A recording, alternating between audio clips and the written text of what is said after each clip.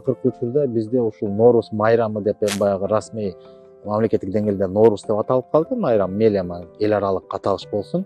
Бирок ушул күнү майрамдык тамак аш катары бизге азыр сүмөлөк деген абдан кеңири кирип келди да. Ушул сүмөлөк боюнча дагы бир оюм айткым келип атат. Бул өзү бул тамак аштын, ошол майрамдык тамак аштын келип чыгышынын тарыхын изилдесек, бул өзү көп башка элдердин тарыхында дагы жазма булактарында көп жерде эскерилет. Бул ошол жана отурукташкан элдердин ушу кыштан аман калып, ушу жаз келерде Кудайдан тиленип аман калдык деп ыраазычылык беретинде, анан ушундай бир кыштагы болгон калдыктардын баарын чогултуп ошол жерде баягы кампасында эмне калса, анча мынча будай калат, анча мынча жүгөрү, арпа, тиги бул баардык калдыктардан кошуп отуруп бир казанга чогултуп келип, анан ушинтип бир акыркы азыктарын чогултуп келип, анан тамактанып мындан ары эми көк чыкты, тигиндей мындай деп баягы жаңы жыл деп белгилеген деген бир версиялар бар. Дагы бир булакта жазылып жүрөт, бул баягы ачкачылыктан аман калуу максатында жактан бияктан издеп каткан, чогулткан баардык калдыктардан баягы жанын сактап калуу максатында амалында ушундай бир тамактанган экен. Ошондон анан баягы бир ачарчылыктан кутулушуп, анан жаз келип, анан жаңы жашоо жазданып, анан ошо менен аман калдык деген бир ушундай бир маалыматтар бар. Анан бул көчмөндөргө көп нерсе туура келбейт го деп ойлойм да. Себеби ушул улуу күнү, баягы Нооруз деп аталып калган, бирок биздин аталардын эскерүүсүндө улуу күнү кыргыздар чоң көжө деген тамак жасачу. Мен ошол чоң көжөнү бала кезде жеп калдым, көрүп калдым да. Бунун мааниси, философиясы дагы мындай ушул күнгө, ушул шарт жагдайга да туура келиштүү.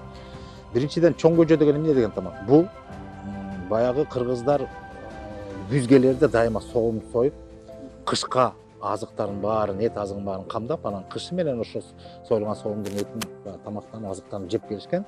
Анан ошо кыш чыгып, мына этеги узап, мына жаз келерде, так ушул улуу күндө, анан баягы согумга сойгон баардык ошол жакта эмне калса, согумдан эмне калдык эт калса, ошонун баарын асчу, бирин калтырбай. Себеби мындан ары эми жаңылануу болот, мындан ары эми бизде баягы жаз чыкты, көк чыкты, жаңы союл, уже малдын да төл башы пайда боло баштайт деп, анан ошол эски жылдан калган ошол сүрөттүн баарын асып туруп, кадимки казанга эт асат. Негизги тамагы эт. Анан ошого жанагы будайды актап туруп, актап коет, жанагы сууга бир аз көбүртүп туруп, сырткы кабыгынан тазалап, актап, анан ошону казанга эт менен кошуп асып бышырат да. Бирок негизги тамагы азыр эт. Бул көчмөндөрдүн маданиятына, көчмөндөрдүн өзүнүн табитине, өзүнүн баягы тамак ашына ылайыктуу.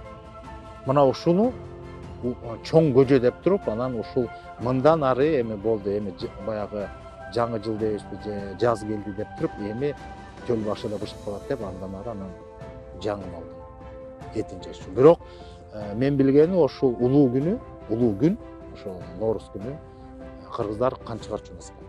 Атайын мал соючу эмес экен. Себеби ошол баягы кыштан калган, согумдан калган этти болгонун баарын асып туруп, ошо менен жепчү.